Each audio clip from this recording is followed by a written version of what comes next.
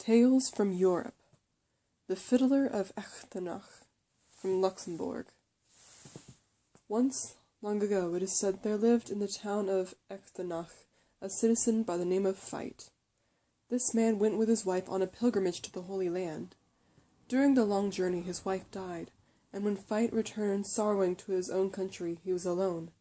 It is told that his wife's relatives had disapproved of the marriage in the first place, and when Fight came home without his wife, they saw their chance to bring bad fortune upon him and to seize all his land and money.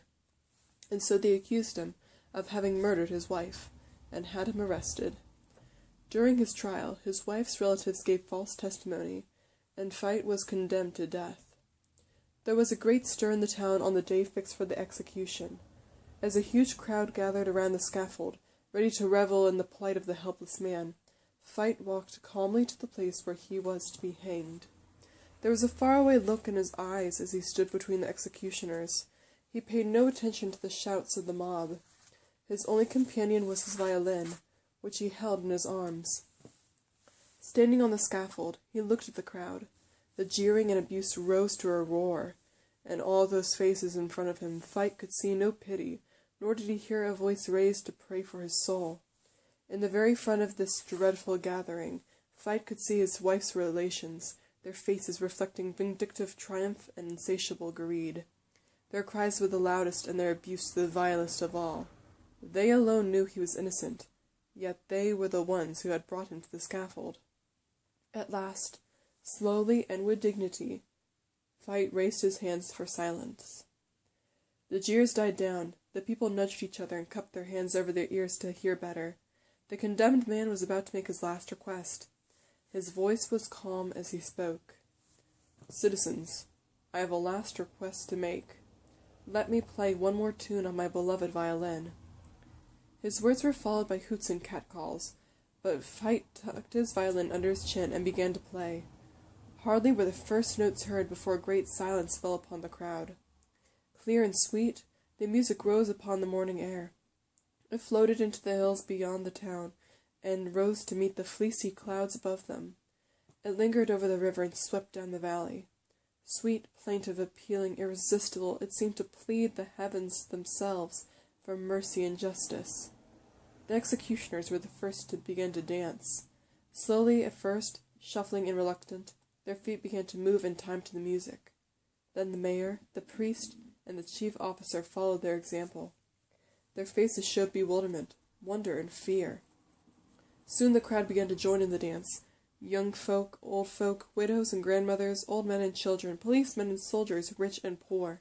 They began frenzied and helpless in their ecstasy. They stamped their feet, flung out their arms, and whirled around in a fury of rhythm. Soon the people from the houses, from the nearby villages, from the valley, and from the hills came pouring into the town to join the dance. Then began to come cries of, "Have pity, have mercy, stop playing, or we die!"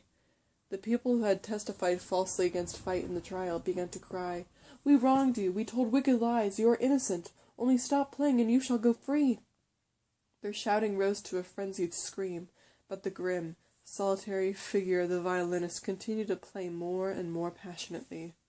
The day wore on. The older people looked ready to die from fatigue.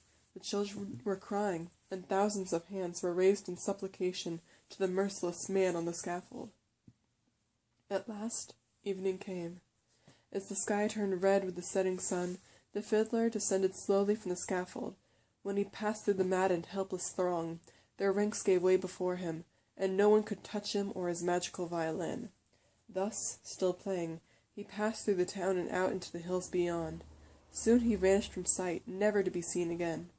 But the magic tune still filled the air, and still the people danced. That night the priest Willibrord came to the town, and when he saw the plight of those thousands of people who could not stop their frenzied dancing, he fell on his knees and prayed to God to have mercy on them. Nobody had thought of doing this for poor Fight that morning, and nobody deserved the deliverance for which the good Willibrord played. Nevertheless, the music slowly died away, and one by one the people dropped exhausted.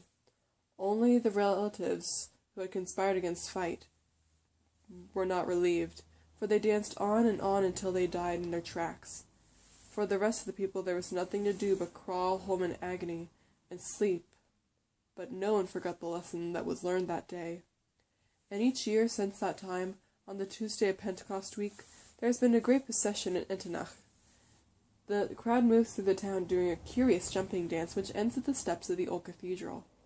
Old people say that the event is in memory of the evil day when Fight was led to the gallows.